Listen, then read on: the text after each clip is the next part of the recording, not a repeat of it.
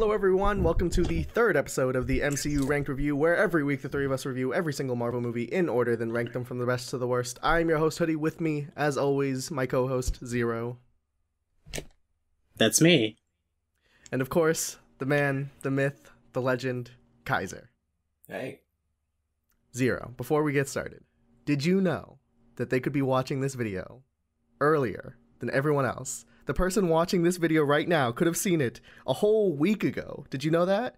I did know that, and frankly, I'm disappointed in them. If you go over to patreon.com/KatoYT and pledge $1, you could get each and every MCU Ranked review one whole week early. And if you pledge $5, we even throw in a monthly bonus episode where we review all of the Spider-Man movies outside of the Marvel Cinematic Universe. But enough of that. This week, we watched the 2010 sequel to the cultural phenomenon known as Iron Man 2. Guys, I'll be honest, this movie was a lot better than I thought it'd be. I don't know if you guys share that sentiment or not. Yeah, I mean, I wouldn't go as far as to say I thought this was like a great movie or anything, but I definitely rewatched it and thought, oh, this is better than I remember. Yeah, I don't know why I remembered hating this movie so much, but it's not that bad. We'll get into comparisons, an hour and a half from now towards the end, but I don't think I'm ready to say this is great, but it certainly wasn't bad, and that is enough to impress me, considering this is one of those movies that when people talk about the MCU, this is the one that's like, and then there was that one, as alongside like sheep. Thor. Yeah. So it was pretty interesting. There were certainly flaws, and it certainly got weird in areas, but, most notably, I thought the first half of this movie specifically was really solid, was really good. But anyways, I guess we could just jump straight into it with the plot synopsis. Anything else to say before I just jump? No, go for it. Okay, we open up the movie. We're in Mother Russia. We see this old dude. He's watching some small box TVs, and on the screen we hear Tony, right where we left off in the last movie. He's saying, it's one thing to question the story, it's another thing to call me a hero. I'm just not heroic. It's not that, I just don't have that in me. And then cut to, I am Iron Man. Real hypocrite there. Then we see this old Russian dude dying in his bed. He's calling out to someone. He says, Ivan! And then we see Mickey Rourke walk in the hallway, looking as fucked up as usual. Turns around, goes over to see his presumably dad, who we learn is Anton. And then he calls him over. They have I don't even know what they say. They say something, I assume. The only thing I remember is that at this point, Anton just fucking dies. He was so upset. Seeing Tony Stark on the news was enough to kill the man. He just fucking flatlines right there. He's Iron Man? This is probably one of my least favorite moments so far in the entire MCU, is listening to Whiplash do this really weird scream. Yeah. I don't even know how I could possibly reenact how weird that scream was for his father. But smash cut. Whiplash is now starting to build. He's starting to go through his stuff. Going through blueprints and stuff, and he's building his own arc reactor. I don't know if it's 100% confirmed at this point, but I think we're starting to pick up the pieces that whoever, Whiplash's father was, he worked with Tony Stark's dad, Howard Stark, and they built the arc reactor together. We don't know what happened and why they're separated right now. Yeah, but we get the blueprints for the arc reactor. It has their names next to each other. Yeah. Flash to America, and we see Tony Stark flying in on his Iron Man suit, 3-point landing, superhero landing on a stage, and he starts fucking parading himself around. He says, I'm not going to say that I'm a god, but you'll say it. He says, I'm not going to say that I created world peace, but you'll say it. And then, he's basically Kanye. I love you, Tony! And, people are shouting from the crowd, and he's doing all of this, girls dancing in the background, and he's like, we learn we're at the Stark Expo, something that has not existed since his father's time. He's bringing it back. It's a collection of all of the world's greatest minds joining together to do stuff. to show off their cool things. It's not. It sounds like it would be like some sort of think tank maybe, but it's not. It is actually just it's just smart people E3. showing off. Yeah, it's E3 for smart people basically. And Justin Hammer. Yeah, and then Justin Hammer.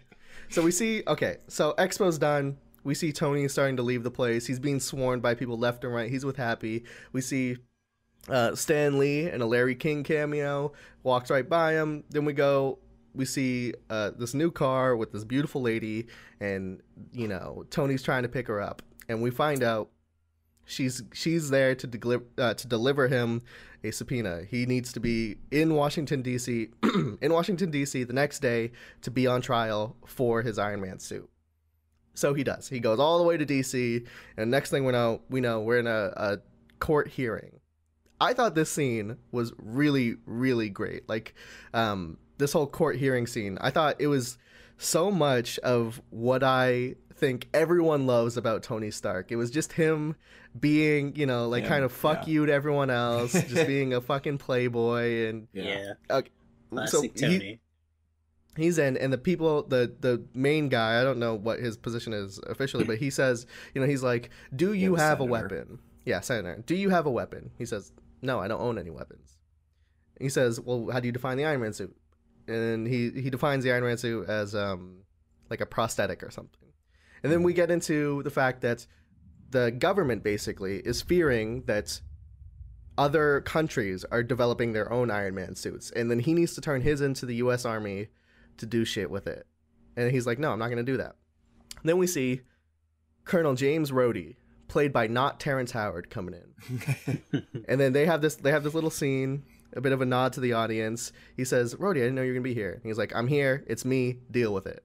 Little nod to the audience. Colonel James Rhodey comes in, sits down, and the senator is like, can you read section blah blah blah, paragraph blah blah blah? And Rhodey's like, fuck you. You know what you're doing. This is you fucking asshole. But you know, he's a colonel. He has to do it. So he reads from the fucking thing, and basically the paragraph, the specific out of context paragraph says, Tony's a fucking idiot. I hate Tony. Fuck you. Die, Tony. Die. But if you just read the next paragraph, it says, psych. That was a joke. But he couldn't read it. So we learn they bring in Justin Hammer. They bring in, who is this, you know, the U.S. military weapons expert. He has a bit of a rivalry going on with Tony and the Stark Industries, and he's here to show that other countries, you know, they could be doing this Iron Man stuff. Tony hacks the board. He says, let me show you what other countries are doing. He shows them North Korea and how their suit is non-functional. It doesn't even stand up straight, just falls over and starts shooting everyone. Then he shows to Iran, and we see some malfunctioning robots, and we see Justin Hammer. What's Justin Hammer doing there? And then one of the robots just twists and breaks the guy's spine. And Justin Hammer unplugs the TV. Tony's already made his point. He's fucking out. He leaves. And then I think we go... Where do I go from here? Do we just go straight to Monaco, the racetrack? No, because he makes... Oh, right. Okay. We go back home. We go back home to Tony's big mansion, and he's working on his, you know, whatever. And we find out, you know, he's having some heart issues. He opens up his arc reactor. He pulls out this palladium thing that's, you know, running it. And that shit is fried as fuck. It looks terrible. We're learning that, you know, Tony, his blood toxicity's up. He's, you know, having to, you know, drink all these, like, vitamins and stuff. And, you know, he's fucking dying, basically. And it's because the palladium, I don't know, it's not meant to be in a person's fucking chest, basically. Pepper comes down and she's like, did you sell all of our art? He's like, yeah. And she's like, what the fuck, dude? And then basically this whole, like, little argument escalates to the point where he's like, fuck it, I don't even want to be the CEO. You do it. You do the CEO. You be it. And she's like, okay, sure. So then she becomes the CEO. Now we're at the Monaco racetrack. Nope, still not. Okay, nope. Go to the next scene. We're boxing. It's Tony and Happy. They're just duking it out. Pepper comes in with a hot Russian redhead. She's here from Legal. Yeah, whatever that means. They're transferring over the company basically from Tony to Pepper Potts. But this girl is like hot as fuck. So everything, the room fucking falls silent. Tony's trying to hit that. It's a little uncomfortable because while he's not dating Pepper, they definitely like they have a thing. Yeah, so like it's weird to go to your not girlfriend and be like, "Can I have sex with the not secretary?" But he does it anyways because he's Tony Stark. But she says no, you can't hire. He wants to hire as a personal assistant to replace Pepper. She says no, you can't do that. We see her name is she's going by Natalie Rushman. Natalie goes into the boxing ring to do some sparring with Happy. Happy tries to get her while she's not paying attention. She fucking flips him and breaks his arm right off. So this is the man. First hint. I can't place myself back in the shoes of someone who's never seen this movie and. Like when this movie first came out, I don't know what we knew about Black Widow or Scarlett Johansson playing Black Widow. But at this point, if you didn't know, now you're starting to pick up on the fact that, you know, even if you don't know who Black Widow is, this person is clearly someone important. Yeah. Indeed. So now with so Tony signs over the company.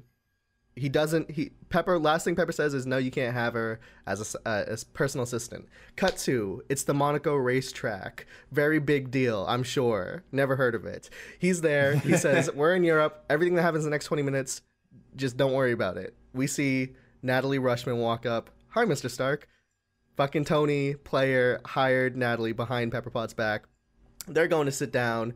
They see Elon Musk and then some other dudes, I think. There's a couple cameos here by some important science dudes, but most notably, in terms of the story, Justin Hammer is here.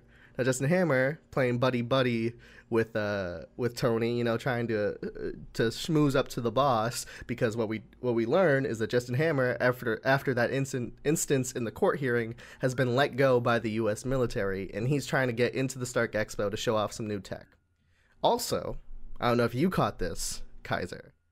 But Christine Everhart is back, the reporter from Iron Man 1, your favorite character. She's back. I didn't even know she made an appearance. When I was rewatching Iron Man, I forgot that she appeared in the movie other than that first scene. Not only does she appear in the end of that first movie, she appears in the second movie too. Who is this girl? Such an important character.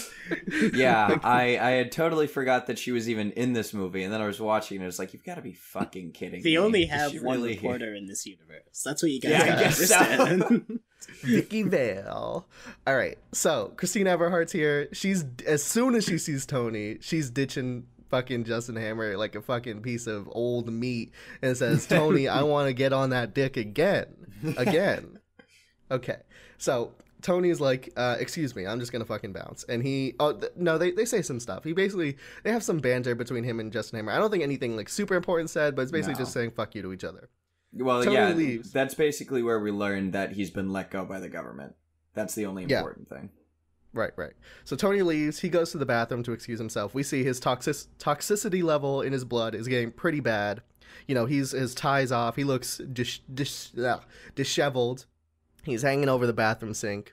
He looks up at the mirror, straight into the camera, says, "Got any other bad ideas?" Cut to, he's in a race suit. He's walking onto the racetrack. I don't even know if this guy knows how to drive. Yeah. Don't even know if this guy has ever been race car driving, but whatever.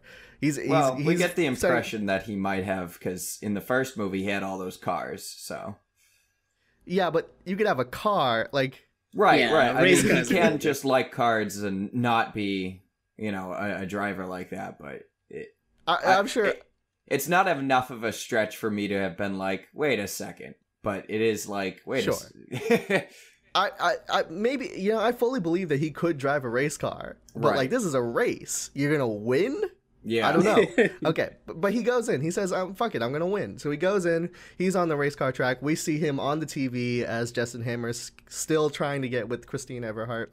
We also see Pepper Potts and Scarlett Johansson. I mean, Natalie Rushman. You know, they're both like, did you know about this? No, I didn't know anything about it. Race begins. They're going.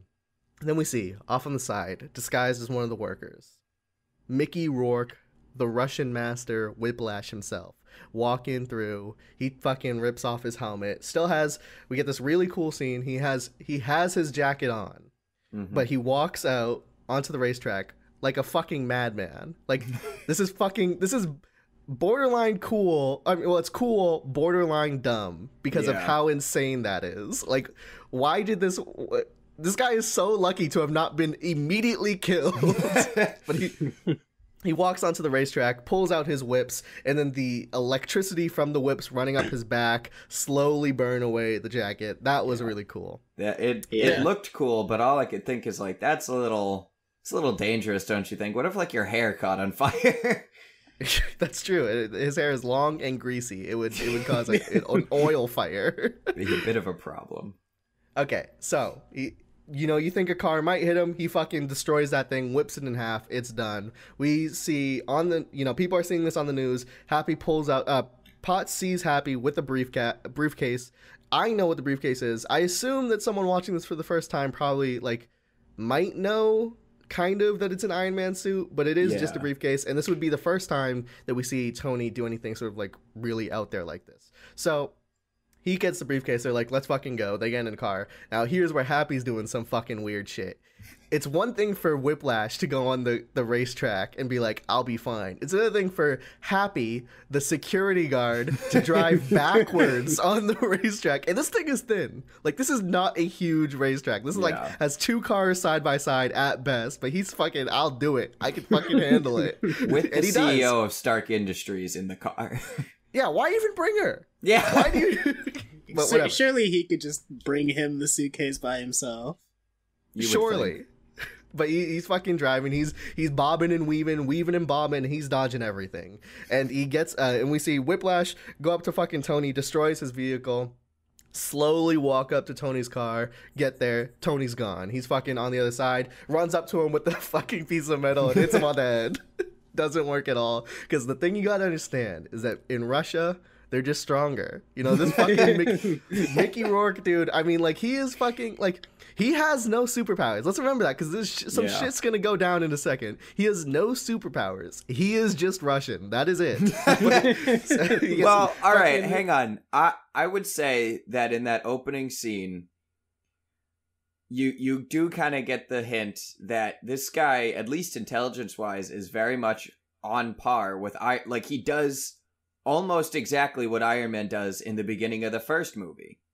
And you know that, like, you can't just do this, because they had this really good scene, I might have said this in our first video, where Stain, Obadiah, is yelling at one of his scientists about building an arc reactor for the suit, and he's like, Tony Stark built this in a cave out of scraps, and the guy's like, sorry, I'm not Tony Stark.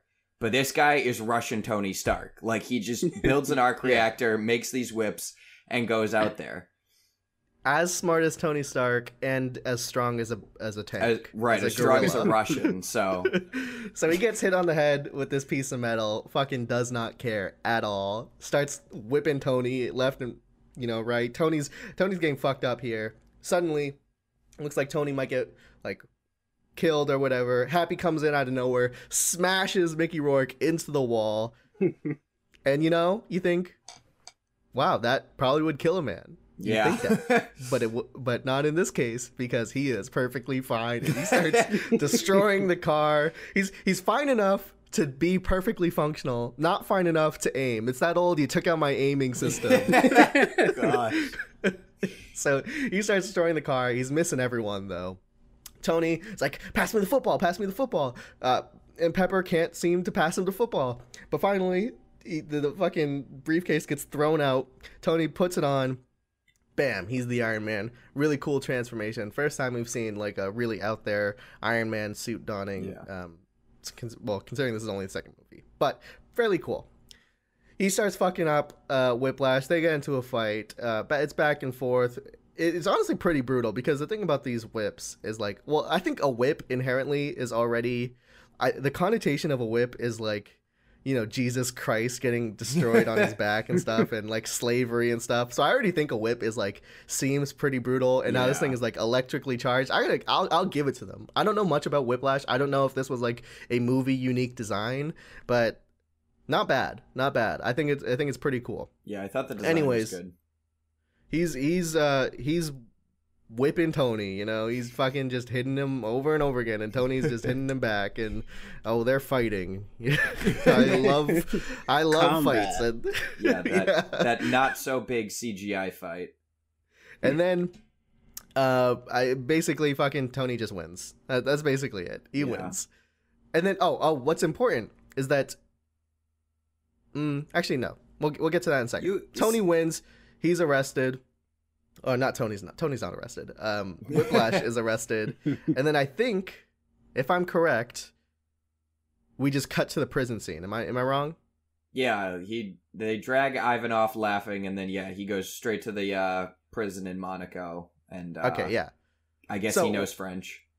So what's happening basically is that for some reason, despite losing, Whiplash seems to have think he's we know he's not like crazy because I mean we assume we assume he's not crazy because he's really intelligent. He made the arc reactor. He's the only one who has been able to do it other than Tony. But he's being dragged off and he's doing that crazy laugh thing. Cut to the prison in Monaco. Tony's speaking French with some officers. He's like, "Give me 5 minutes. 5 minutes in here. Turn the cameras off. No one needs to know." He goes in. We see Mickey Rourke, Whiplash, butt-ass naked, sitting on this bench. Tony walks up, and they're talking. He says, like, "Hey, that was a pretty good tech. You know, you could do this, and it would be more efficient, and, you know, double the cycles, and you do more damage or whatever." And then he's like, they start talking about, you know, what went down, and Tony's like, "You took a shot, and you missed." And then Whiplash is like, "Did I?" And then he explains that his plan, and we can talk about this a little more later, but I think this plan's fucking dumb. He says his plan was not to kill Tony. He wants to make God bleed, because when God bleeds, people stop believing in him. Now, at this point, Tony just fucking bounces. And then I think he just goes home? Am I wrong? Yeah, I'm pretty sure he just goes home, and then the whole thing with Ivan happens. Okay, so now Ivan chilling in prison. He gets he gets a little thing, a little food tray. It says, "Enjoy the mashed potatoes." He looks at the mashed potatoes. It's not mashed potatoes, it's a bomb. Crazy. But he waits a second, a guard comes by, puts in another prisoner. They look eerily similar. You look at their numbers, same numbers. Ivan already knows exactly what to do somehow. He's really fucking experienced with this shit. He's like, "I'm gonna fucking kill him." That's what needs to happen. So this is not his first time breaking out of prison, I guess. He knocks this dude out. He fucking wails on him, puts the mashed potatoes on the wall, blows it up, and then he starts walking out. He kills a guard on his way out. As he's leaving, he thinks he can't. He sees guards at the bottom of the stairwell. He doesn't know where to go, so he starts running back up. As he's running back up, bag over the head, taken by two guards who are seemingly in on it. They throw him in a truck, drive him. Next thing we know, he's in an all-white room with a table in the middle and like an airplane off to the side. Mm-hmm. Justin Hammer sitting, eating some ice cream. I'll be honest. Again, we could talk about this a little later when we specifically get to like villain discussion. But I will say, I don't love Justin Hammer. I do really like Sam Rockwell, the actor's performance of Justin Hammer. I don't think the character's that good, but I think there's like the actor brings a lot of charisma to this guy. Yeah, he's talking. We'll discuss it a bit more later, but yeah, I hate Justin Hammer. Every time he's on screen, I'm like, just somebody punch this man. But yeah, the guy does a really good job at making him not likable. So we see, fucking Whiplash goes to sit down. They're starting to have dinner. He's talking about Justin's talking about, me and you, we're not so different after all. You want to kill Tony, I want to kill Tony. You just don't have the resources. But he said, he doesn't want to kill Tony. He says, here's where you went about it wrong. You were going after Tony. What you need to do is go after his legacy. What he wants Whiplash to do is basically work for him, work for Hammer Industries, build some fucking Iron Man suits, basically, so he can go to the Stark Expo and show up Tony and bring glory to the Hammer name. And what does Mickey Rourke say? He says, "I want my bird. Best line in the movie. That's all he wants. That's all he wants. He just wants a fucking bird. So he doesn't like, I'll get you a bird. I'll get you any bird in the world. What do you want? Get you 10 he says, birds. I want my bird. Yeah, he wants his bird. Never gets his bird. That's I would have assumed that at some point he would have got his bird. That's Never the does. saddest part of the whole movie to me is like Hammer can't even deliver on this man's fucking bird. Like Whiplash. Whiplash is really just a birds tragic can fly villain. anywhere. How are you supposed to find like a specific true. one? That's true. Because presumably that bird's probably dead now. I mean, if it stayed in the apartment, yeah, if it stayed in the apartment where he left him, he'd be dead. So either he stayed there and died, still there, or living flew off away. vodka. It's It is a Russian Okay. bird. So, so basically that's settled. He's like, hey man, I'll work with you. I think that's it. It's settled. Then, cut 2.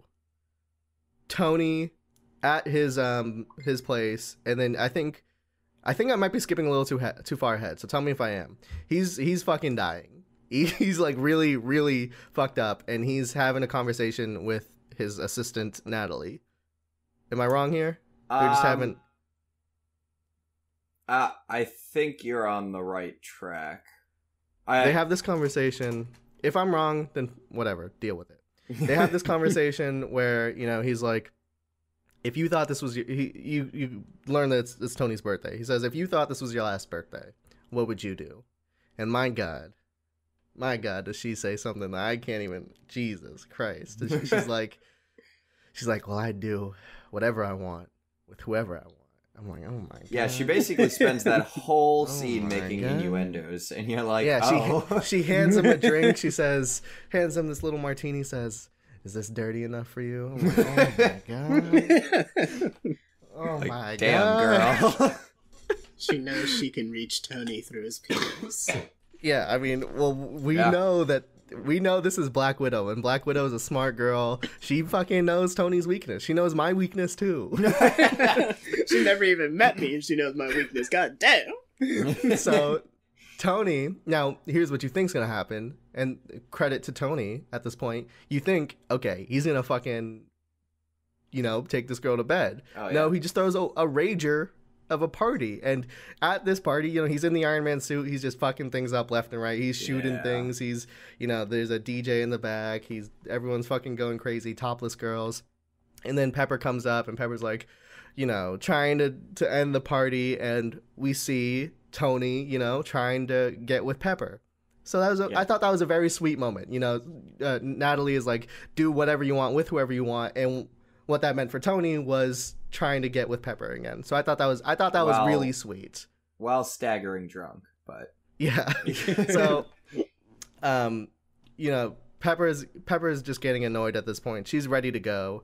In comes not Terrence Howard. He says, "What's going on?" And he sees Tony, and he's like, "Oh, hell no!" So he goes downstairs, puts in his little password thing that only he has, and puts on the fucking Iron Man suit, the pure silver one. Now this movie takes place 6 months after the first one. Now I could totally see that in that time he might have taught Rhodey to use it, but we don't know that. Like, I am extrapolating when I say that, and because the thing is, I do want to note on the fact that I think it's a little weird that he was able to put on the Iron Man suit and just fucking wield it like nothing.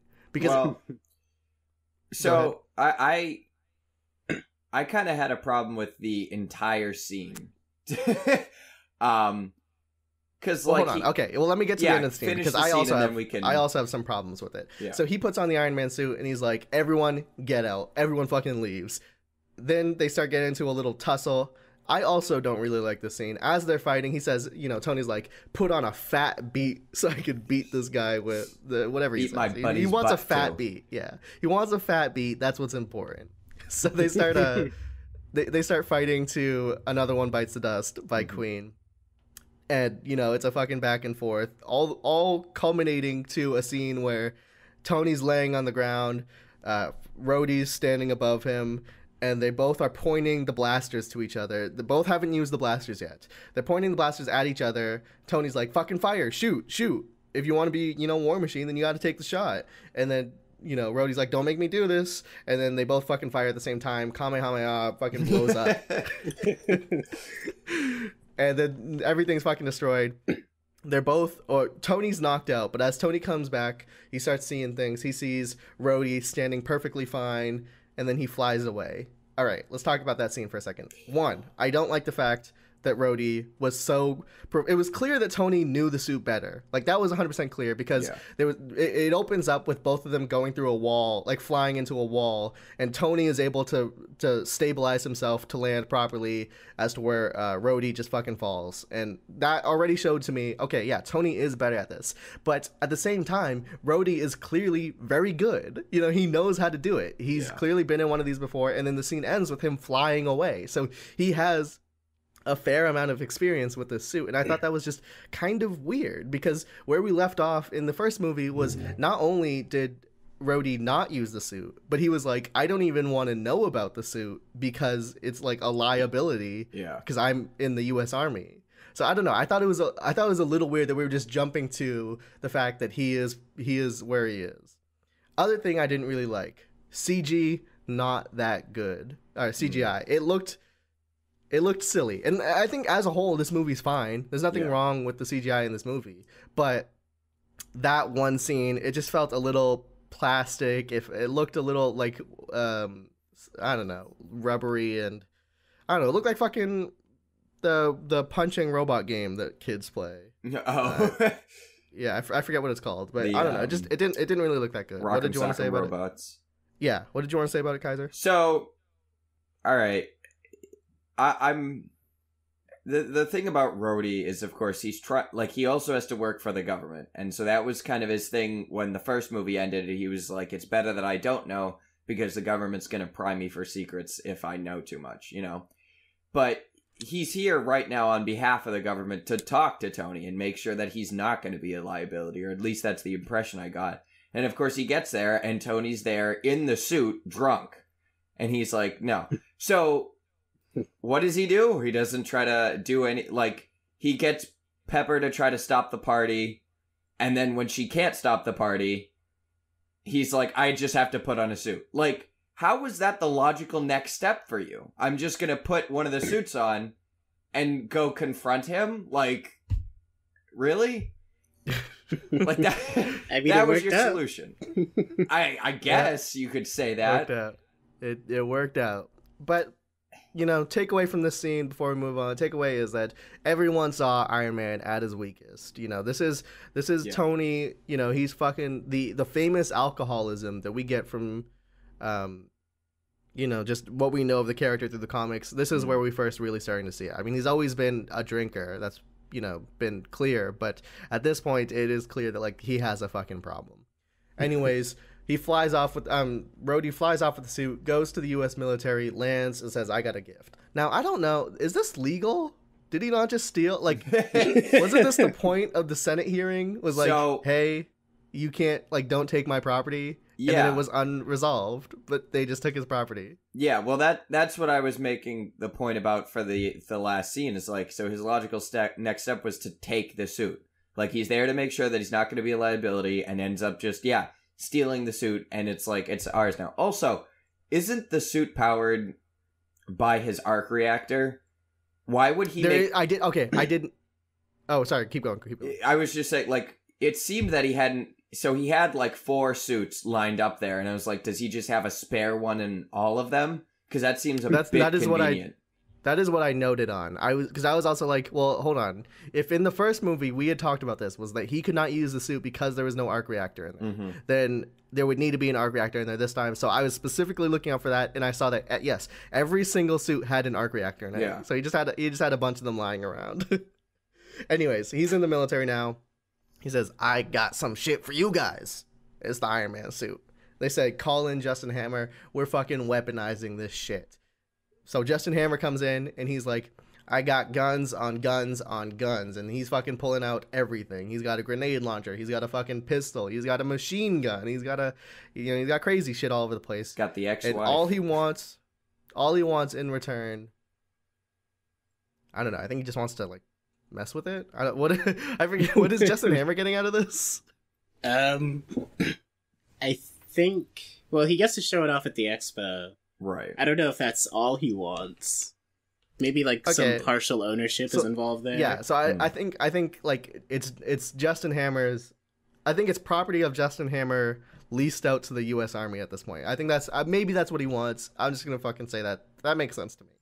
So he gets to weaponize it. War Machine Rhodey's like, I'll take all of it.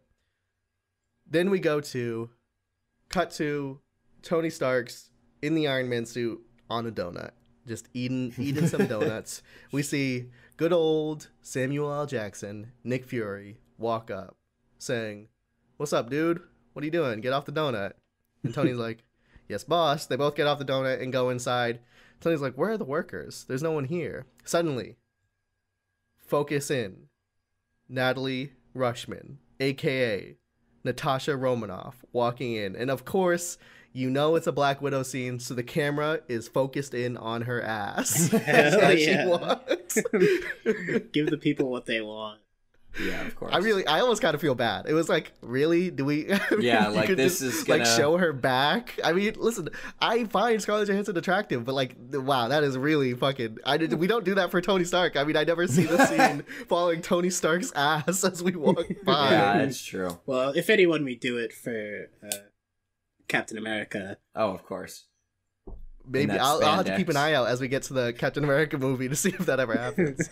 So, Natasha Romanoff, a.k.a. Black Widow, sits down and says, "I've secured the perimeter." Tony's like, "Are you fucking kidding me? Are you fucking kidding me?" We learned that Black Widow was put onto Tony's case when S.H.I.E.L.D. learned that he was, starting to get really sick. She injects him with this needle. It retracts the little black veiny things that was popping on his neck. Not a cure, just a temporary, like a sedative, basically. But they start talking about, stuff. I don't know what they talk about in this scene. We cut to them on a boat. We had to move. They couldn't have this conversation in the donut shop. They moved to his private yacht, basically. Then they start talking about, Tony's father and, what's Tony up to. And we learn that Howard Stark was one of the founding members of S.H.I.E.L.D., and that he was a personal friend of Nick Fury. We learn that Anton Vanko did in fact help Howard Stark build the arc reactor, and then Anton Vanko wanted to sell it, which is why Stark had him deported and sent to a gulag, which I felt was a little extreme, if you ask me. Yeah, for trying to make money. I get it. Not everyone's a big fan of capitalism, but that doesn't mean send them to the gulags. I just thought it was funny because, of course, here's this guy, comes over from Russia, helps him out, and he's trying to live the American dream, and immediately Stark was like, "Oh, you want to sell weapons too? Nah, that's not okay." Yeah, certain level of irony there, but yeah. Fury comes in and says, "All right, listen. The arc reactor is unfinished technology. It's like, for all you anime watching people out there, it's like, the Rasengan, Naruto thinks he's fucking mastered the Rasengan. But what he doesn't realize is that the Rasengan was just step 1. Step 2 is powering that shit up and making it strong as fuck. That's what his dad was working on. That's what Minato was working on. Same thing here. Howard Stark built the arc reactor. Tony thinks that shit's A1. What he doesn't realize is it was step 1 into a larger thing, and they just gotta build it. What we also learn is that they say Tony has tried every single element on Earth to make a better arc reactor other than the palladium he uses that would be cleaner. Nothing's working. He's tried everything. Fury's like, you haven't tried everything. But he's being kind of vague about this. He says, like, only your heart knows the answer to this riddle, which is, I felt a little uncharacteristic. I mean, this is the first time we really meet Fury, so I can't really say uncharacteristic, but knowing what we know now, it felt a little roundabout for this character. But anyways, he puts down a box, says, this is your father's stuff, go ahead and go through it, and then fucking walks away. Remember, we are on a yacht, because this is going to be important in a second. We see, bringing in the box, none other than Clark Gregg, Agent Coulson himself, puts it down and says, hiya, dude. And then Tony's like, oh my God, it's you. What's up, dude? And then, he's like, can you go get me some coffee? And he's like, no, I'm here. I'm going to butcher the quote a little bit, but paraphrasing, he says, I am here to make sure you don't leave the perimeter. If you leave, I am going to tase you and watch you drool on the carpet. That's what he says. Now, this is important for you. This is important because, cut to, Tony's building some, he's going through all the stuff. He's still on his private yacht. He's going through some stuff, his father's stuff. He's listening to some old film tapes. He's, just kind of reading some stuff, some I don't know, whatever blueprints or whatever was in that thing. And then we basically all the film is of him recording the intro to the Stark Expo. But then we get into a point where he's like, Tony, and then he starts talking to his son through the film. He says, you're too young to understand this, but I am limited by the technology of my time. I leave you this, for you to solve in the future, and then my greatest creation was you. Very sweet moment, because at this point, Tony thinks he had a rough relationship with his father, but maybe not as much as he thought. So we learned that there is some shit here. We don't know what it is. Tony doesn't know what it is, but there's something here. Cut to, immediately, Tony's off the boat and he's driving away. Everything Coulson said, fucking lie. He did not do anything to stop this guy. He just fucking left. Tony's going, he buys some strawberries, and then, this is important. Remember what Whiplash said. If you make God bleed, people stop believing in him. We have had no evidence of that whatsoever. In fact, in this scene, he picks up strawberries and drives away, and the guy selling strawberries is like, we believe in you, Iron Man. So everyone fucking still loves this guy. Whiplash was a complete failure. That's not so wrong. Tony drives to the Stark headquarters or whatever, goes into Pepper Potts' office, throws down the strawberries, and starts talking about some stuff. What are they talking about? What does he want? He wants to I think apologize for what did he do wrong? I don't remember. No, he wants to tell her he's dying. Oh, you're right. Yeah. And he just can't do it for whatever reason. Right. Okay. And then during that conversation, Pepper's like, "You fucker, I'm allergic to strawberries." And he's like, "I knew there was something there. There was a connection. I made the connection. That's something." But Pepper storms off. He throws the strawberries into the fucking barrel, and then as he's leaving, he sees, wait a second, this is my dad's, City of Tomorrow diorama that for some reason is sitting in the CEO's office. I don't know why it's not in a random fucking storage closet. It's in the CEO's office, this huge thing. It was part of the contract. Wait a second. He's looking at it. There's something here. I don't know what, but there's something here. So he takes it. And he starts, he drives back to his lab, and he's just looking at it. He's like, man, this is something. And then he pulls out, and this is where we really get into some CGI fuckery with the holograms. In the first one, it was pretty small what he was doing. It was futuristic but not crazy. In this one, he's like, make a fucking 3D model of this thing that is fully manipulatable. That's not how it works. You can't do that. He can. He's Tony Stark. Yeah, he fucking built Jarvis in a cave with a box of scraps. So Jarvis is like, sure thing, boss. He fucking does it. It takes 20 seconds. You know how long it takes me to render out a 7-minute video?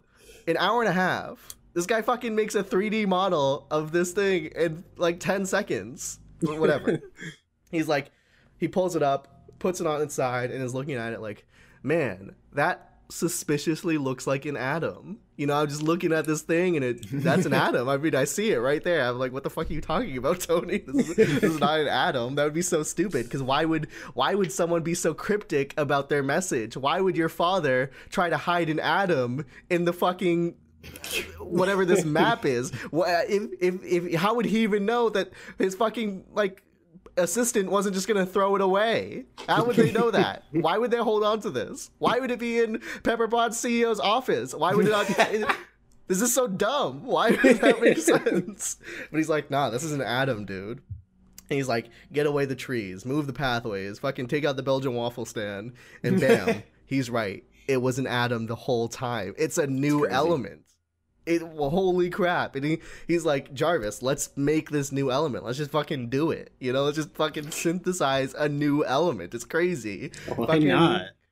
Coulson comes down. Tony starts working. Coulson comes down and is like, hey, what are you doing? You left the perimeter. And he's like, yeah, my bad. And that's it. That's the end of the perimeter conversation. Why did you have Coulson show? Like, Coulson does nothing in this movie. He always does nothing. You should have tased him right there. Well, all right, hang on. He needed to be there so he could say, I'm going to New Mexico. That's it. Yeah, that's the entire... That is it. Just to set up Thor. Okay, but he pulls out the Captain America shield and is like, do you know what this is? And he says, yes, that's exactly what I need. Uses it as like just a fucking prop, basically. But, you know, cool. I think the Captain America shields is a cooler setup to another movie than fucking everything about the New Mexico shit. That was all dumb. Anyways, Coulson is like, I'm being reassigned. I know I was such a huge character, such a huge role in the plot so far, but I'm being reassigned. So goodbye. So, all right, bye, Coulson. He fucking goes to New Mexico for whatever reason, the land of enchantment. So, Tony's building this thing, and it fucking works. He synthesizes this little triangle thing. It is a new element. And then we learn he gets a call. He thinks it's Pepper Potts. Or, yeah, I think he thinks it's Pepper. He starts talking. Suddenly, on the other side of the phone, I want my bird. And then we learn, no, it's not Pepper at all. It's the Russian guy. He's alive. He can't die. He's invincible. For some reason, he thinks Tony has his bird. Yeah, so Tony's like, trace the call. And then, Whiplash is like, your advice was really good. I doubled the cycles. Much more powerful. Good advice. We learn Tony has tracked this phone call. We learn he is at Justin Hammer Industries. My God, it's crazy. Who would have saw this coming? Crazy. So he's like, the call ends. He's like, fucking stick that new element in me right now. Just put it in. I don't care. And he puts it in, and this fucking thing's glowing. It's super, like, this thing's about to explode. But he's like, oh, yes. Yeah, it's working. It's having a grand old time. Yeah. Tastes like coconut, dude. So. Yeah, coconut and metal. Yeah, he's got this thing. It feels fucking great. He's a fucking marathon runner right now. He just hit the runner's high. And he, now cut to, I think I missed a scene, but I'll throw it in here now. Justin Hammer's playing golf. He calls up Whiplash and he's like, so what's up with the drones? And Whiplash is like, I can't make a weapons demonstration, but I could have them salute, They could do a little arm wave. And he's like, Justin Hammer's like, fuck you. That's not what I paid you to do. Finally, Justin Hammer has a fucking spine. This whole time he's being pushed around like a little bitch. But he's like, fuck you. But, luckily, Justin Hammer is like, I'm not dependent on you because I have an Iron Man suit now. I am better than you. I have an Iron Man suit. Hangs up the call. And then now we go to the expo. We see Justin Hammer walks on the stage. He's doing a little jig, doing a little dance. And this is what I'm talking about. Sam Rockwell kills this role. I mean, he fucking kills it. This dance, it's selling me. I love it. So he goes on stage. He's like, hello, everybody. And he starts doing his presentation. No one's clapping. No one likes this guy. I get why Tony doesn't like this guy, but why does the public not like this guy? No one's clapping. He's like, because he sells guns to Harlem. All right, I saw Luke Cage season 2. God. That's true. I heard about this. Anyways, what was I saying? Yeah, he says, "Fuck it, let's just do the presentation." He says, "I present to you, blah blah blah," and then the army, and then drones start rising up, and we see the drones. The Navy, drones rise up. The Air Force, drones rise up, and then the Marines, more drones, but more important jobs. Yeah, all identical, just with different stickers on them. And then, but last but not least, an Iron Man suit, the War Machine, piloted by Colonel, not Terrence Howard. He flies in, lands on the stage. waves to the crowd. Everyone does a salute. It's as Whiplash promised. They all salute. It would be very, very embarrassing if they couldn't do that. Yeah. Off in the distance. Is it a bird? Is it a plane? No, it's Tony Stark, and he's fucking landing, 3-point landing, superhero style. He says, "What's up, everybody? It's me, Tony Stark." He walks up to Rhodey. He says, "It's dangerous here. We gotta fucking bounce. Everyone's gotta get out." Rhodey's like, "What are you talking about?" Suddenly, Rhodey's starting to malfunction. He can't control himself. Tony's walking over to Justin Hammer. He's like, "Justin, I know what you're up to. I know you're working with Ivan Vanko." Just like, "I don't know what you're talking about." Suddenly, Rhodey points up his gun. He's ready to fucking fire at Tony Stark. Tony flies off all the drones. Everything Whiplash said was wrong. All the drones are perfectly functioning. They're ready to fucking go. Everyone flies off of Iron Man. It is very lucky for Tony Stark that Whiplash only wants to kill him, because if it was just Rhodey who was after Tony, then Tony would still have to fly off, and then all of those drones could just murder everyone in that audience. Yeah. But they all go after Tony. He's flying around. And then we start going into some stuff. So he's doing some evasive maneuvering. He's trying to, destroy drones while not hurting Rhodey. And then we get this scene that has since been retroactively changed. But we get the scene where a little kid in an Iron Man suit's on the ground. These drones, they're pretty good, but they're only so good. They mistake the real Iron Man with this 2-year-old kid in an Iron Man suit. They think, well, surely that's the same thing. So they go down. They're ready to fucking kill this kid. Kid puts up his hand like he's got a blaster because this kid's really dumb. He thinks he's really Iron Man. He's gonna fucking die. Luckily, Tony Stark shows up right there, shoots the robot, says, "Nice shot, kid," flies away. Now, and that has since kid been... grew up to be Peter Parker. Yeah, that is the word on the street from Tom Holland, says that kid was Peter Parker the whole time. Do I think Tom Holland's full of shit? Yes. I mean, clearly. Moving on. So, moving on, Tony's fucking flying. He brings Rhodey all the way to this, like, desolate forest or whatever. And, he's fighting Rhodey. Meanwhile, Black Widow in a car with Happy Hogan. They're going to Hammer Industries. He says, or she says, "I'm going alone." He says, "I'm not letting you go in alone."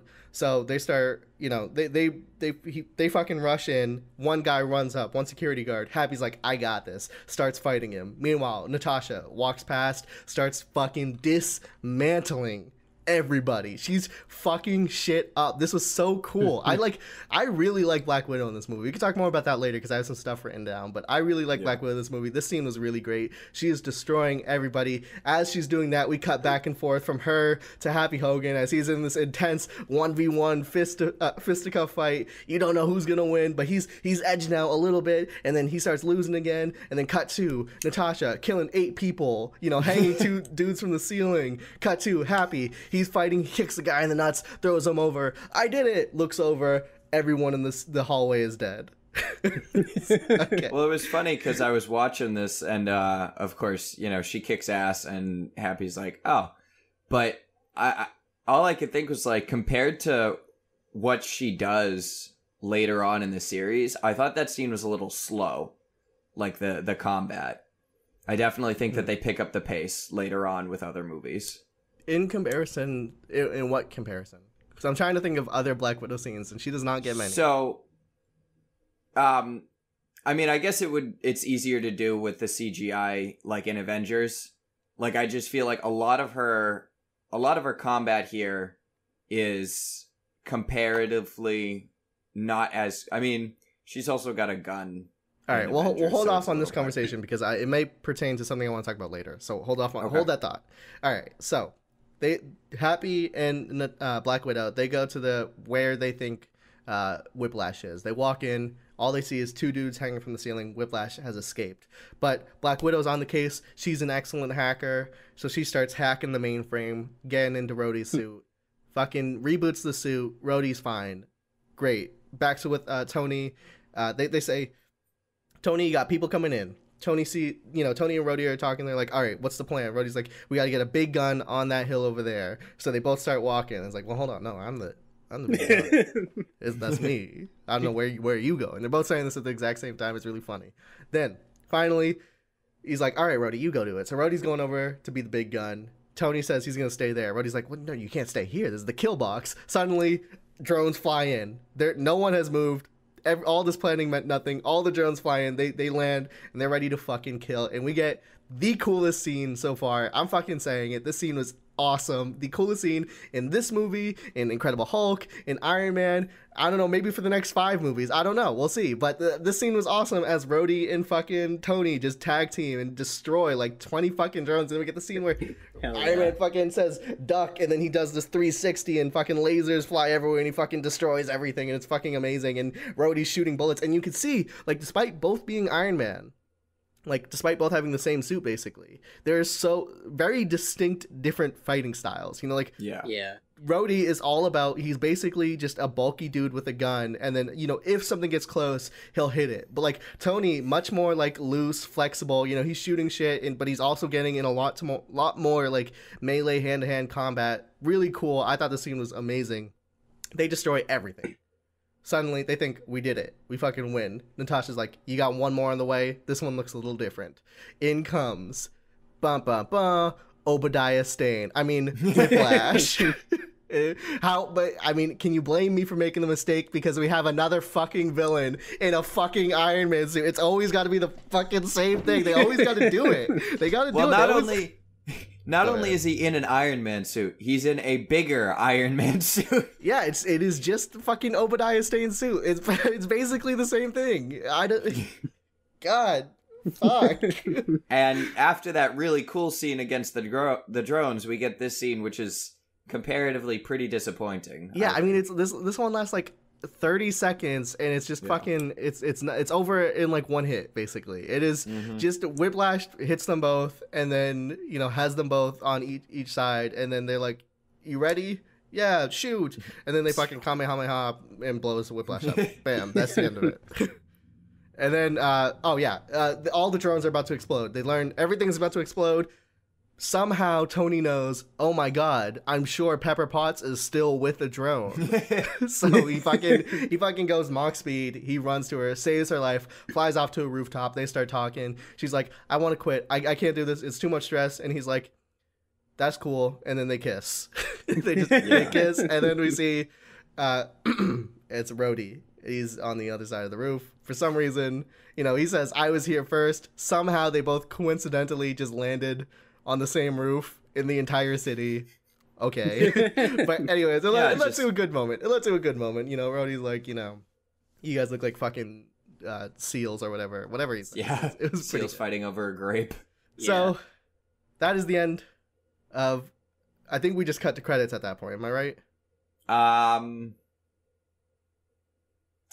Sure, let's just say no, he has one more thing with Nick Fury. Yeah, okay. But cut to credits, and then after credit scene, we then have Tony sitting at a table, and we see him like looking over the Iron Man, or he has his hand on the Iron Man, the Avengers Initiative folder. Oh, that's the last scene. Yeah, the after credits scene is the Thor one. Oh, you're right. Okay, so this isn't after credits. So he's like, he's talking. He says, "So am I in? You know, can I join your team?" And then Nick is like, I don't know. You know, let's look over Natasha's report of you. And he starts reading through. He says, well, Black Widow wrote right here that you're a fucking loser. So I don't know. I don't think we let fucking losers onto our Avengers team. But I think we could have you on as, you know, consultation. And Tony says, well, you know, I'm pretty expensive, but if you do me this favor, then I'll waive the fee. And Nick says, I'll see what I can do. Cut to Tony and Rhodey are being awarded medals of honor or whatever award this is. We see this fucking douchebag asshole senator. You know, he has to go up, and, you know, it's a funny scene. He hands them all the shit. They take a picture. Credits. After credit scene, Phil Coulson's back. Everyone's favorite character. He says, boss. That might be why I hate Thor so much, because Phil Coulson's in it. Maybe. He says, boss, it's here. We look, it's Mjolnir. Boom. Bum, bum, bum. End. And that's Iron Man 2, basically. Yeah. Okay. Let's see. What should we talk about? Well, I just want to start with Tony comes down in the beginning in his Iron Man suit, and he talks about legacy, and Hammer brings it up later on. And I think that's good because that's kind of like the underlying theme of the movie is legacy, but it's also something that he worries about later on in the series. Like, this comes back up again in Ultron and such, where he's worried about the legacy. Yeah, it's 100% a part of like Tony's overarching character arc, and I'm looking forward to, you know, sort of examining that as we round out all the way in Infinity War. It's going to be a while till we get to that, but that's going to be an interesting conversation for sure. I want to introduce a new segment here. I haven't talked this over with you guys. I'm calling it the Black Widow Watch, because I swear to God, I'm going to fucking follow this character. She was so cool. Now, here's the deal. She's so cool in this movie, but I know she's not always cool. I know sometimes she gets the shaft. So, as well as everything else we track, you know, the comic books, the box office, villains, ranking the MCU, I think I'm also going to rank every single Black Widow performance. So, first up, I'm putting in Iron Man 2, best Black Widow performance so far. There we go. Because I think, one, you know, let's just get this out of the way. I think this is her best, you know, like, physical appearance. I think she looks the best. I really don't like the way she looked in Infinity War. We'll get to that when we get to it. But the blonde look, not great for her. Red curly hair, I liked it a lot. Yeah, curly hair, I really liked it. Also, really cool scene with Happy in that, you know, Hammer Industries fight scene. I thought that was really great. So I'm awarding Black Widow, Iron Man 2, best Black Widow scene so far. We'll get back to that. We'll get back to that as we go on. Next thing, you guys want to talk about comic books now? Zero, did you read the comic? I did indeed read Iron Man versus Whiplash. Okay, let me lead us into this. So, on this show, we like to, you know, if the movie has a comic book comparison, we like to read that comic book and sort of discuss similarities, differences. Now, we really haven't had an opportunity yet to do so because the first one, you know, Iron Man wasn't necessarily based off anything. We compared it to the Iron Man origin in the comics. There were a couple similarities. Wasn't really anything for Incredible Hulk. This one, not so much. The only thing it was sort of loosely based on was Demon in a Bottle, but one, it was pretty loose on that, and two, we couldn't find a copy of it. So the other thing is that sometimes these movies, they build an iconic character.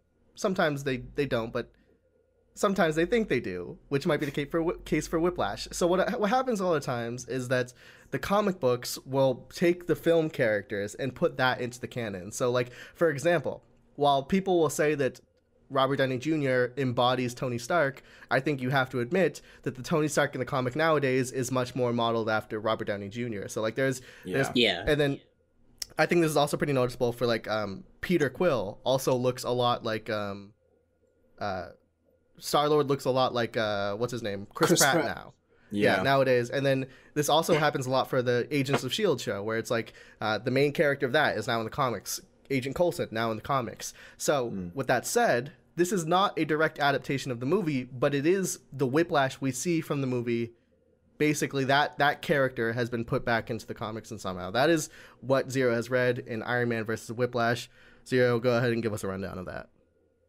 So, we start off, you know, Ivan, he's chilling in his house with his dad.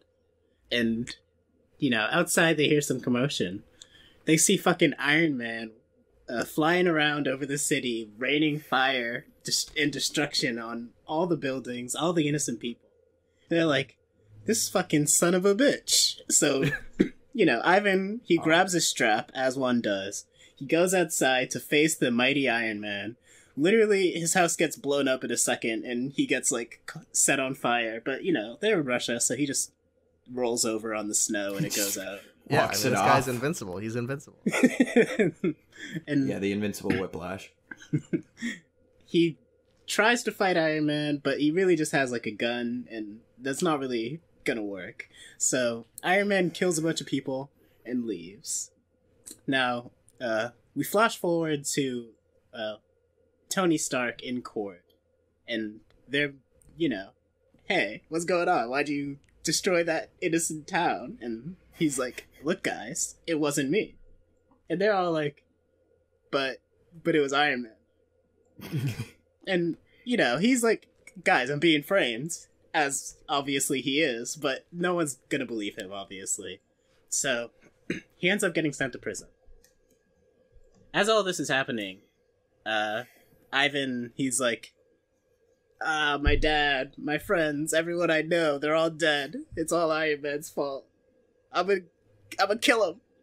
And okay, so hold on. Before you move on, so the main difference so far is that, unless I'm wrong, and we may get revealed this later, is that Ivan and the Vankos have no connection to Iron Man before this.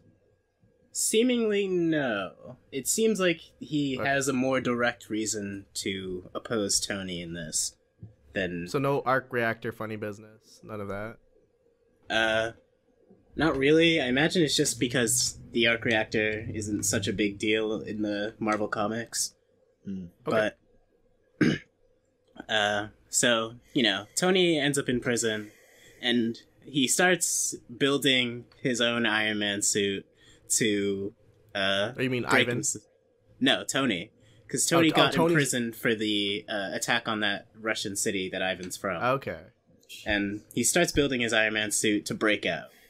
And as he's in there, Ivan, he salvaged some of the tech from his fight with the other Iron Man suit and built his Whiplash suit around, like, the chest plate of that suit. And he breaks into the prison and basically tries to kill Tony while Pepper's there. I don't remember why. I think she was, like, visiting him or something. And he's like... Conjugal visit, boy. Hell yeah. He's like, shit, this guy, he's trying to kill me. I'm being framed. I gotta get my Iron Man suit. Bust out of here. Hero time. And... Okay. But, it's like his first ever suit. Like, the one he broke out of the fucking cave with. And it's not up to snuff to match up against this much more intimidating machine. So... he ends up he's, like, losing the fight against Whiplash, but he's like, I only have 6 minutes and 40 seconds to fight this guy, or my suit's gonna explode. And then he's like, oh, wait, I'll just use it as a bomb. So he channels all the energy. Kamikaze. Yeah. He channels all the energy to his helmet, takes it off, and tosses it at Whiplash, and it blows up. Slows him down for like 4 seconds, but that's long enough for them to get on the helicopter and ride away. They don't actually get away cleanly, but they do get away, so I'm just gonna skip ahead. Whiplash is all like, yeah, that wasn't the Iron Man I wanted to fight. That was just like a shitty fake suit that he made with scraps. I want to kill him in his real Iron Man suit. That's why I let him get away. That suit was made in a prison cell with a box of scraps. I want the real thing. So, Tony, at this point, the whole world's like, holy shit, Tony Stark's a murderer. He's, where is he? He broke out of prison. Everything's going bad. Tony's a bad man. And, Stark Industries is basically, filled with goons who are trying to keep an eye out for Tony Stark. Obviously, he's going to come here because this is where all his Iron Man suits are. So, hold on a sec. Sure. Knock, knock.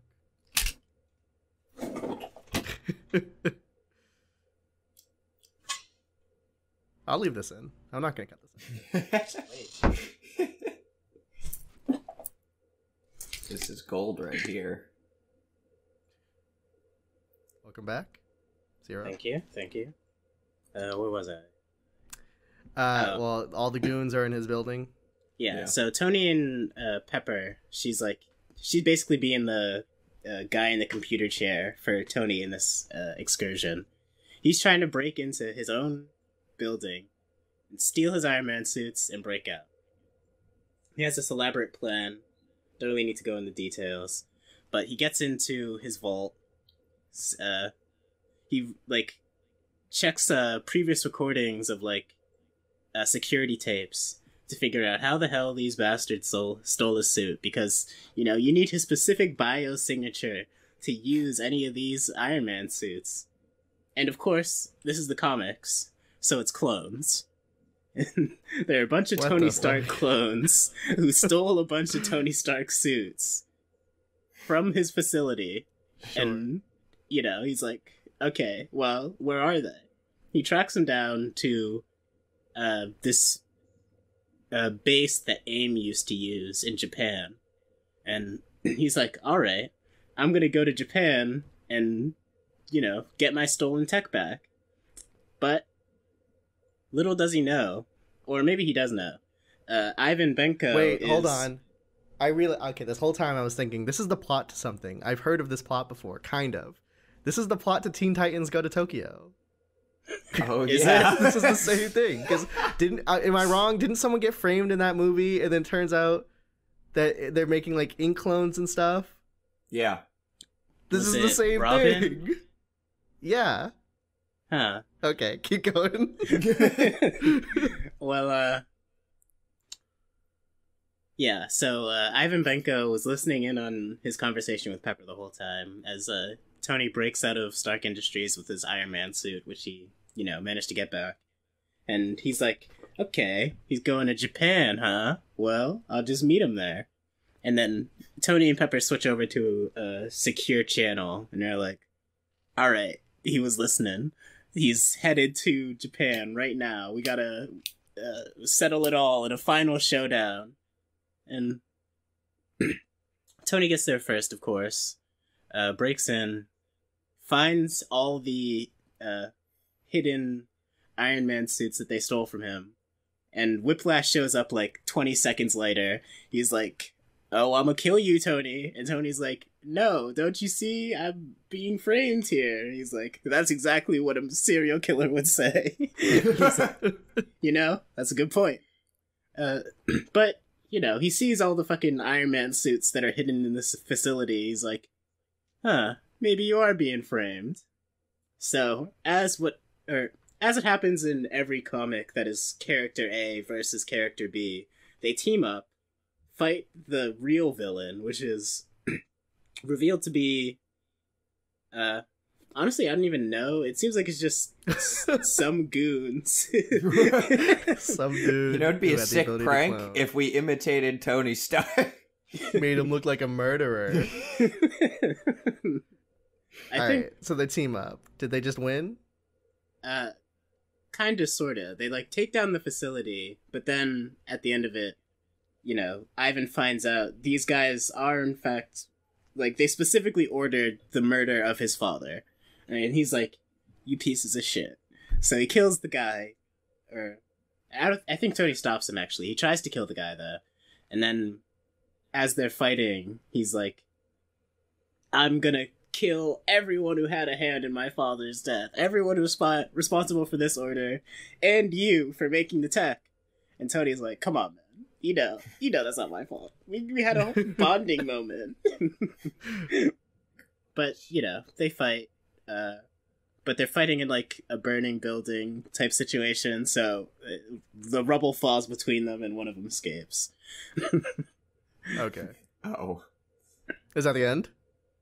The rest of it's just, him going back and rebuilding the Russian town that the fake Iron Man destroyed, clearing his name, and we see Whiplash, continuing his mission to get his revenge. That was a lot more different than I thought it'd be. I was expecting not very at least similar. a couple similarities, but not much at all, actually. I'd say the characterization of Ivan is not too different. They definitely both prioritize their vengeance, but, the motivation's different, and this Whiplash doesn't actually blame Tony Stark entirely by the end of it. All right, well, that's the comic then. All right, let's move into... Kaiser, why don't you hit me with some villain talk? Because I got some stuff to say about this too, but I'll let you lead the discussion.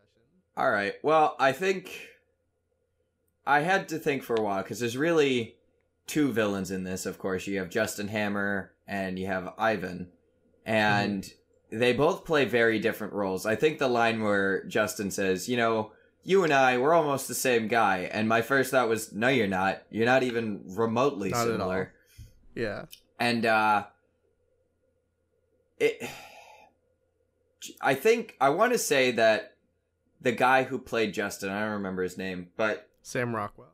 yeah, I thought he did a great job because he's just not a likable guy, like, in the movie. Every time he's on camera, I'm like, you're awful. Like, just go away. You know, because he just epitomizes all these, like, he's a liar, he's a coward. It's just really not much that's likable about him. But he has, I guess, a decent motivation. It's a little fuzzy. You're not entirely sure what's going on. I don't agree with that. I think he has no motivation whatsoever. That is my note on Justin Hammer, is that, like, so both of these characters sort of, the thing they have in common is that they have a rivalry with Tony Stark in some degree. Right. But Justin Hammer's rivalry was just, like, playground. It was like, oh, you better than me. I don't like that. And that's just, it felt so childish. Well, I don't know. It kind of worked in the sense that everything about him is childish.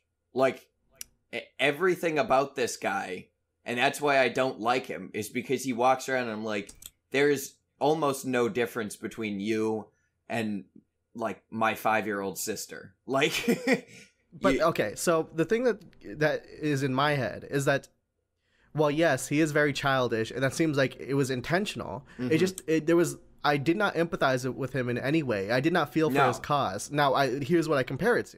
Is The Incredibles, you have Syndrome, who is also incredibly childish, but I totally buy into him, and I think he's a great villain. Yeah. And it's very similar tendencies, you know, very similar motivation in some sense, not quite, but similar motifs, and I just think one's good, and the other one I really don't give a fuck about, and that's Justin Hammer, I don't give a fuck about him. Well, right, and I mean, I think he's clearly overshadowed by Whiplash. Whiplash is a much better villain overall from Justin Hammer, but I do think that the part he plays in the movie shouldn't be overlooked just because he's really annoying, and you don't really buy into his character very much at all.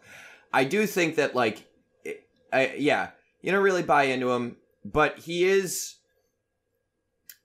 you buy the character. The character that is being sold here is believable, even if it's not enjoyable. Sure. And I think that as opposed to someone like Stain, I still think that what this guy makes sense in the fact that, oh, he's just a childish idiot. Whereas Stain, it's like, no, really, why would you put on that suit and start murdering people? Like, that makes no sense at all. Yeah, I see what you're going for. Ivan, on the other hand, he's pretty straightforward. He just wants his bird. But,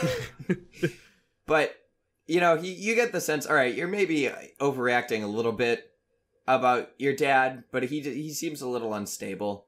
Here's what I'll say about Whiplash, because I think it goes into that point you just made. He's overreacting, because I don't necessarily think he's overreacting. I just think it wasn't explained as well as to why he should be reacting that much. Right. Because what I'll say is, like, he has, as to where Justin Hammer was just playground rivalry, this was inherently more interesting. It was like, oh, your dad worked with Tony's dad and was, like, basically fucked over, and you want revenge for him. So there's an interesting concept there. You want to go kill Tony to get revenge or you want to destroy Tony's legacy for revenge for your father. But, like, that was all pretty much forgotten about right after that first scene. You know, as soon as Whiplash's dad dies, we don't hear about Whiplash's dad again. And then, so it felt like while there was an interesting concept there, it wasn't really, like, fleshed out all that much, which led to him being a little one-dimensional. And, you know, not to mention, I already sort of mentioned it, but, like, his plan didn't make sense either. You know, the whole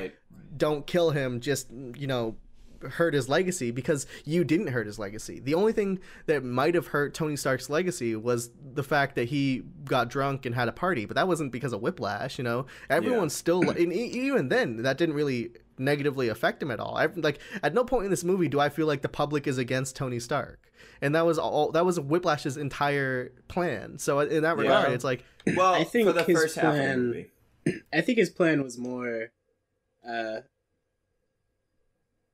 like, it had more to do with the Hammer types, like people in high society who also have a grudge against the Stark family. He said there'll be blood in the water and the sharks will come. I just have to watch as, you know, they tear you apart or something like that. Okay, that makes more sense, but even that didn't really happen. Right. Like, Well, so I feel like, first of all, they don't really say this explicitly, but you do kind of get the sense just by watching this movie. This guy's a little off. Like, Stain, you see him and you're like, oh, he's a corrupt businessman. And then in the end, you're like, oh, what the hell? This guy's batshit crazy. This guy seems a little off his rocker. For like, his first thing that he, like, really does after building his arc reactor is walk onto a frickin' racetrack. Like, sure. Yeah. and so you get the sense that, all right, this guy's got some issues. But I think the first part of the movie leading up to him on the racetrack and the part where he explains his motivation to Tony is a little like, all right, this doesn't really make a lot of sense. But after that, like, his plan is pretty genius. Like, I'm gonna take apart all your suits and build drones, and then, like, because the convention is being held by Stark. So it's like, if I really want to wreck you, I'm just going to destroy this entire thing, and then it kind of looks like your fault, except it ended up looking more like Hammer's fault. I don't know. I'd hesitate to call it genius. I'd more so just say, even then, because even if his plan was just to make the Stark Expo look bad, then it would have been a lot smarter to have the drones just attack the citizens of the Stark Expo. Right. Which I don't understand why he didn't do that either. But yeah, I would still say up to this point, the villain that I buy the most and can get behind is Blonsky from Hulk. Despite the fact that I'm not impressed with that movie in any other way, I do think that he's the most understandable of the villains. So are we keeping a makeshift okay, so we have the ranking of the movies. Yeah. Then we have the ranking of Black Widow now. Are we also keeping a ranking of villains? Is that what you want to do? I was keeping a ranking of the villains, so I mean, if you guys also want to do that, yeah, feel free. All right, so I'll let this stay in your hand. It'll be your choice, but I'm gonna keep a list for myself too. So your ranking was Blonsky. My ranking goes Blonsky, then I would say Whiplash, then Hammer, then Stain. Hammer, Obadiah. Got it. All right, I have your list then. Anything left on the villains to discuss? I don't know where he keeps getting those toothpicks. Good point. Ivan's always got a toothpick in his mouth, and I just don't know where they come from.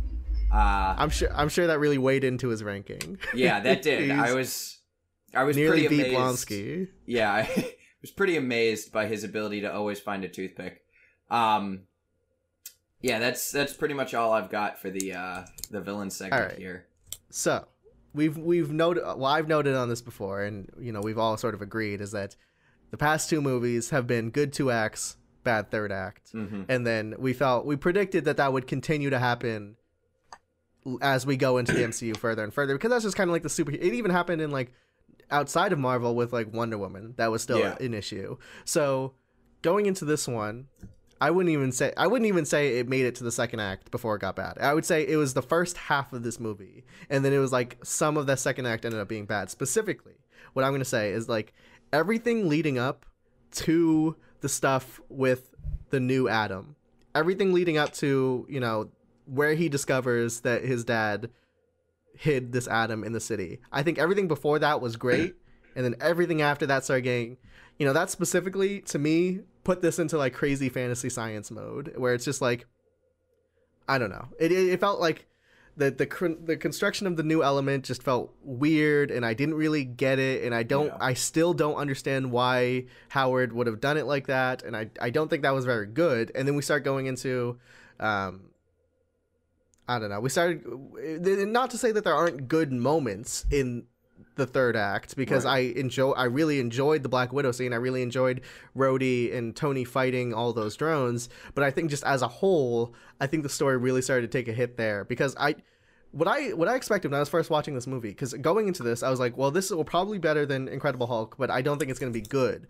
As I was watching it, I was like, whoa, this might be really good. And what I expected to happen, because I didn't remember quite, what I expected to happen was that Tony some part of Tony's character was going to play around the fact that he was not let into the Avengers. Some part of like why he's so distraught will be because of that. I was expecting that, like, because we see Tony clearly fucked up and acting crazy and sort of just going into a drunk alcoholic state. I was expecting to be revealed that like he is doing this because, you know, he was dismissed. He was not allowed into the Avengers, and that's sort of been fucking with him, and you know, he's thinking about his legacy and all that. And that really wasn't what happened. It was basically just that he was dying, and that's why he was doing it, which isn't that bad. It is something. I just wish it was hammered on a little more, and then once that wasn't the case, once I basically knew that wasn't happening, I felt like the story from that point just got, I don't know, less interesting, basically. A little more generic, a little, I don't know, less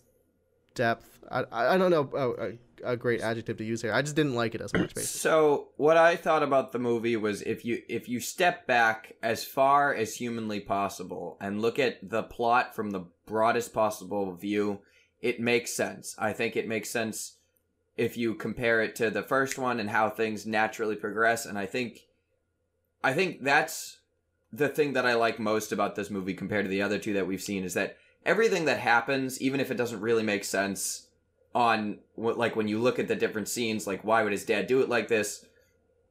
That might not make sense. But if you go out, you can kind of look at the scene by scene progression and say, all right, after, you know, this is 6 months later, I can see how, you know, he would want to open up this thing, and he would want, you know, this guy's not going to like him, and blah, blah, blah. Sure, I see. And, yeah. And so I thought that, like, everything that happened did kind of feel natural, even if it didn't always make sense logically. Because again, like, yeah, the government would be invested in, why does he have this suit? How do we get our hands on it? Like, I do feel like that's a very natural thing to happen, even though, you know. And I thought that scene was really good, too, where he's before the Senate. But, I mean, one of the things that really kind of bugged me was, like, so he has these suits, he knows he's dying, he knows there's a big issue about these suits. But he's, like, what is his plan when he's dead? He's got these suits that clearly work if he's not there, as Rhodey showed us. And he's just gonna, die and leave them there? Like, that seems like a worse scenario than just having them in the first place. Here's the one thing that I've heard that I wasn't really convinced of, but this is a character analysis that I've seen passed around, is that the scene where Tony is fighting Rhodey was Tony's way of giving Rhodey the suits. And this is sort of plays into his conversation with Nick Fury, is like, where Nick Fury is like, are you telling me that someone just walked in and stole your suit? Because clearly that shouldn't happen. And in all likelihood, why would Tony not beat Rhodey in a fight? So what I've seen said is, like, people could view that in a way as saying Tony was too proud to say that I want you to be Iron Man. So he just, you know, he's in his own Tony way, this was him passing on the torch. That is what some people seem to be saying. I never personally viewed the scene in that way, so I don't really know. Okay, it is time to rank Iron Man 2. Are we going to... Okay, here's how this is going to do. I talked this over with Zero in a conversation that I forgot to remind you of before we went live. Mm-hmm. Okay, the way this is going to work is, if we all agree, then it will go in the spot. If we don't agree, it's going to be put to a majority vote. Just to keep things simple. So... is Iron Man 2 better than The Incredible Hulk? Does everyone agree on that? Yes. I agree. Yeah. Okay, so at least it plays seconds. Now, I think I'll be the lone person in this.